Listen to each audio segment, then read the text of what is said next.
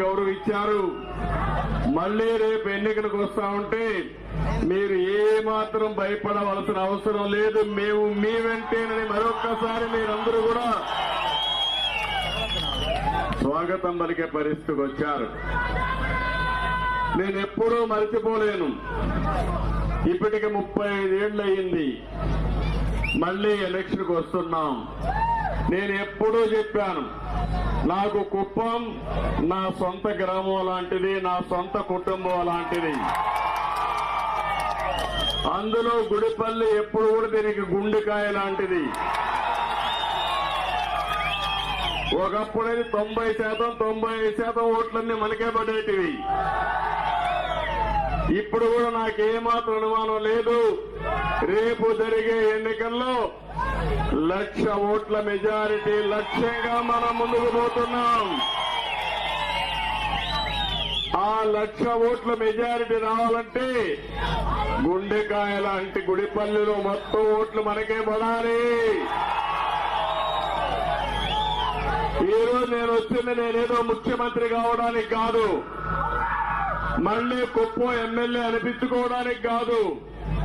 ఒకటి నేను మిమ్మల్ని అందరినీ కోరుతున్నా, 5 సంవత్సరాలు పరిపాలన మీరు చూశారు, తెలుగుదేశం పార్టీ పాలన మీరు చూశారు. నాలాంటి వాడికి మాజీ ముఖ్యమంత్రిని రాష్ట్రంలో అందరికంటే ఎక్కువ సమయం నేనే ముఖ్యమంత్రి మీ అందరి దయ వల్ల.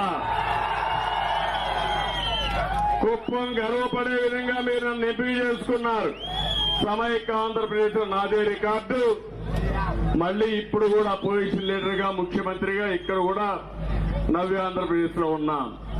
కానీ ఒక్క విషయం మీరు గుర్తుపెట్టుకోండి, నాలాంటి వాడికి రక్షణ లేదంటే తమ్ముళ్ళు మీరు ఒక లెక్క అని మిమ్మల్ని అడుగుతున్నా.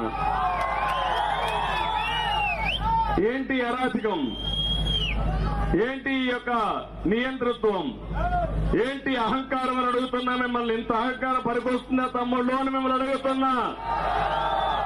దారిలో వస్తా అంటున్నారు, సార్ కుప్పంలో కూడా రౌడీజం పెరిగిపోయింది సార్, మీరే చూసుకోవాలంటున్నా. నేను ఒకటే చెప్తున్నా, వైఎస్ఆర్ కాంగ్రెస్ పార్టీ సినిమా అయిపోయింది. 100 రోజులే.